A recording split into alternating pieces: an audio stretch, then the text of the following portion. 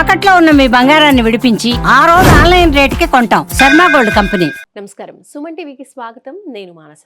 ఈ రోజు మనతో పాటు ఉన్నారు ప్రముఖ జ్యోతిష్య నిపుణులు, జ్యోతిష్య రత్న, జ్యోతిష్య చక్ర వైభవ నిపుణ డాక్టర్ రాళ్లపల్లి రవికుమార్ గారు. వారితో మాట్లాడదాం. ఆగస్టు మాసానికి సంబంధించిన ద్వాదశ రాశుల యొక్క రాశి ఫలాల గురించి తెలుసుకుందాం. గురుగారు నమస్కారం అండి. నమస్కారం. గురుగారు, ఈ ఆగస్టు మాసంలో ద్వాదశ రాశులకి సంబంధించి ఏ ఏ రాశికి ఎలాంటి ఫలితాలు ఉన్నాయి అనే విషయాలు తెలుసుకోవాలనుకుంటున్నాం.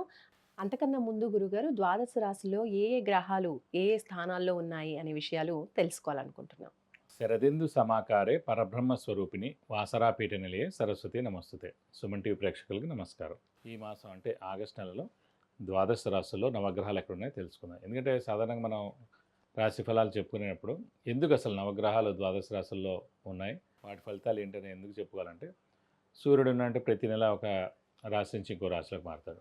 బుధుడు శుక్రుడు 20 రోజులు మారుతాడు. చంద్రుడు ప్రతిరోజు ఒక్కొక్క నక్షత్రం మారుతాడు. అలాగే కుజుడు 45 రోజులకు మారుతాడు. అలాగే రాహు కేతులు ఎండార్థం, గురువు 1 ఇయర్, శని 2.5 years అన్నమాట.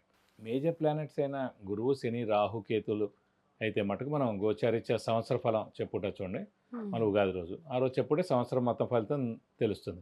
కానీ మాస ఫలితం ఇలా చెప్పుకున్నప్పుడు మటుకు బుధుడు మారుతాడు, శుక్రుడు మారుతాడు, రవి ఖచ్చితంగా ప్రతి నెల మారుతాడు. కాబట్టి అక్కడి నుంచి అక్కడ అంటే కొంతమందికి వివాహం ఫిక్స్ అవ్వడం కానివ్వండి, ఉద్యోగం రావడం కానివ్వండి, ప్రమోషన్ కానివ్వండి, ఫారెన్ వెళ్ళడం కానివ్వండి, ఇలాంటివన్నీ అవ్వాలంటే కనుక ఈ ఇయర్లో గురుబలం ఎంత బాగున్నా కూడా ఏ మంత్లో ఇంకా అత్యధికంగా బాగుంది, శుక్రబలం చాలా బాగుంది అనుకోండి, వెహికల్ కొంటాడు, వివాహం అవుతుంది. అలాగే గురుబలం చాలా బాగుంది అనుకోండి, పెళ్ళి అవుతుంది, సంతానం కలుగుతుంది, ధనం వస్తుంది. అలాగే బుధుడు చాలా బాగున్నాడు అనుకోండి, అప్పుడు ఆ నెల అంతా వ్యాపారం చాలా బాగుంటుంది. ఇలా ఇవన్నీ తెలుసుకోవాలంటే ప్రతి మాసం కూడా ఎక్కడున్నాడు మనకు ఆ గ్రహం, మన రాశి నుంచి ఏ స్థానంలో ఉన్నాడు అని చూసుకోవడానికి దాన్ని బట్టి తెలుస్తుంది.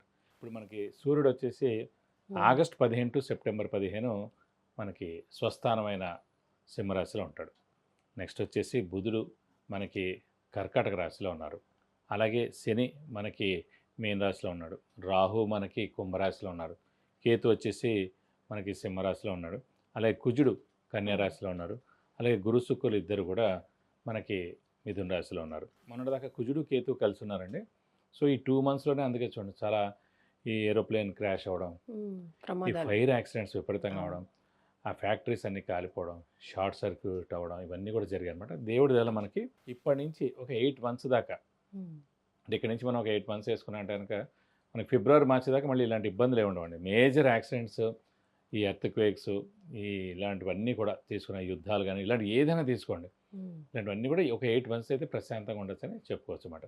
ఇవ్వండి నవగ్రహాలు ద్వాదశ రాశుల్లో ఈ ఆగస్టు మంత్ ఈ స్థానాల్లో ఉన్నాయి. కన్యా రాశి వాళ్ళకి ఈ ఆగస్టు మాసం ఏ విధంగా ఉండబోతోంది, రాశి ఫలాలు తెలుసుకుందాం. గురుగారు, కన్యా రాశి వాళ్ళకి ఆగస్టు మాసంలో రాశి ఫలాలు ఏ విధంగా ఉన్నాయో తెలియచేయండి. తప్పకుండా. కన్యా రాశి అనగానే మనకి ఉత్తర 2, 3, 4 పాదాలు, హస్త 1, 2, 3, 4 పాదాలు, చిత్త 1, 2 పాదాలు, ఈ నక్షత్రాల సమూహంతో మనకి కన్యా రాశిలోకి వస్తుంది.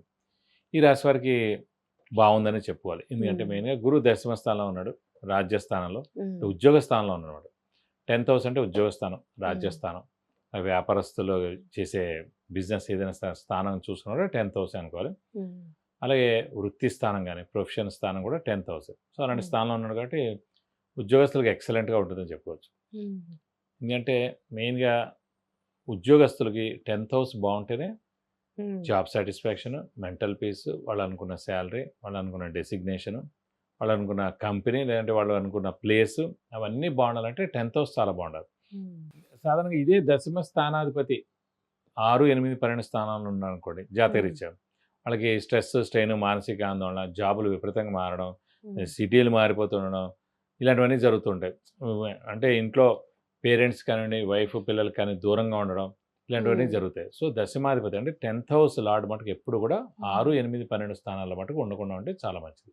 ఇప్పుడు ఈ కన్యా రాశి వారికి కూడా దశమంలో గురువు ఉండడం చేత అంటే నిరుద్యోగులకు ఉద్యోగం రావడం, ఉద్యోగస్తులకు promotions, name and fame, boss నుంచి మన్నన, ఫారెన్లోకి వెళ్ళడం అంటే విజిట్స్ కానివ్వండి, అసైన్మెంట్స్ కానివ్వండి, టూర్స్ కానివ్వండి, ఇవన్నీ కూడా ఖచ్చితంగా ఉంటాయని చెప్పుకోవాలి. అలాగే ఆరోగ్య ఆయుష్ కూడా చాలా బాగుంటుంది ఈ రాశి వారికి. ఇంట్లో పెద్దవాళ్ళు, చిన్నపిల్లల ఆరోగ్యం కూడా బాగుంటుంది. గృహిణులకి మానసిక ఒత్తిడి తగ్గుతుంది. అలాగే ఈ రాశి వారికి మనకి సప్తమ స్థానం, మనకు సప్తమ స్థానం అంటే wife or husband, marriage, seventh house అంటే మళ్ళీ ఇమీడియట్ బాస్, అలాగే బిజినెస్ ఉండాలంటే బిజినెస్ పార్ట్నర్ అన్నమాట. సో కన్యా రాశి వారికి అంటే సప్తమ స్థానంలో శని ఉన్నాడు. ఈ సప్తమ స్థానంలో శని ఉండడం చేత వైవాహిక జీవితం కొంచెం మిశ్రమంగా ఉంటుంది, అన్యోన్యత తగ్గుతుంది, అనవసరమైన మనస్పర్ధలు పెరుగుతూ ఉంటాయి, అలాగే ఇమీడియట్ బాస్ తోటి దెబ్బలాట్లు ఉంటాయి, అలాగే బిజినెస్ పార్ట్నర్ ఉంటే కనుక కొన్ని అంటే ప్రాబ్లమ్స్ క్రియేట్ చేయడం, లాసెస్ చూపించడం, ఏదో విధంగా దెబ్బలాట ఉంటుంది అన్నమాట. కాబట్టి ముందుగానే మనం తెలుసుకోవడం ద్వారా కొంచెం జాగ్రత్తగా ఉంటే కనుక ఇవన్నీ నుంచి మనం దూరంగా ఉండొచ్చు. మరి కన్యా రాశి వాళ్ళకి వివాహం అయ్యే అవకాశం ఉందంటారా? వివాహ కారకుడు మెయిన్గా ఏంటంటే శుక్రుడు అండి. సో శుక్రుడు బాగానే ఉన్నాడు. ముఖ్యంగా గురువు కూడా చూడాలి, ఎందుకంటే గురుబలం కూడా చూడాలి.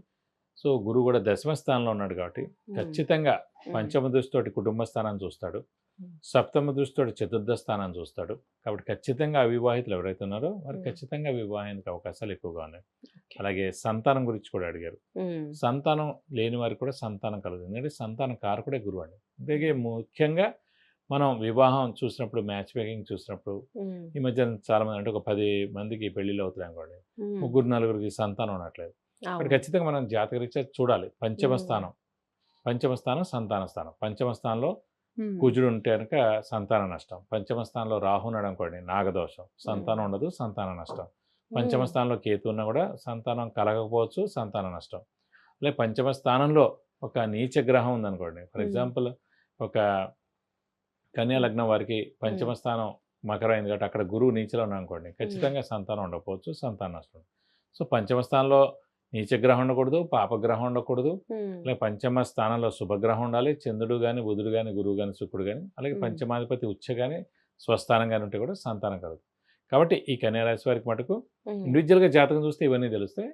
గోచారిత్యం మటుకు ప్రస్తుతం చెప్పుకుంటున్నాం కాబట్టి ఇప్పుడు నిజంగా వాళ్ళు ట్రై చేస్తాను, ఖచ్చితంగా సంతానం కలిగేందుకు అవకాశాలు ఎక్కువగా ఉన్నాయి. అలాగే వీళ్ళు పాటించవలసిన పరిహారాల గురించి కూడా తెలియచేయండి గురుగారు. ప్రస్తుతం వీరికి మెయిన్గా ఈ శని సప్తమ స్థానంలో ఉన్నాడు కాబట్టి వీరు మటు ఖచ్చితంగా ప్రతి శనివారం ఉపవాసం ఉంటే సరిపోతుంది. అలాగే ఆంజనేయ స్వామిని, వెంకటేశ్వర స్వామిని ఎక్కువగా ఆరాధిస్తానుక మీకు అన్ని విధాలా మంచి చేకూరుతుంది. విద్య, ఉద్యోగం, వ్యాపారం, విదేశీయానం, ఆరోగ్యం, సంతానం, ఇంకా ఇలాంటి ఎన్నో విషయాలకు సంబంధించి మీరు వ్యక్తిగతంగా గురువు గారి నుంచి సమస్యలకి పరిహారాలు తెలుసుకోవాలి అనుకుంటే స్క్రీన్ పైన కనిపించే నంబర్స్ కి కాల్ చేయొచ్చు, లేదా వాట్సాప్ మెసేజ్ చేసి అపాయింట్మెంట్ తీసుకోవచ్చు. ధన్యవాదాలు గురుగారు. నమస్కారం. నమస్కారం.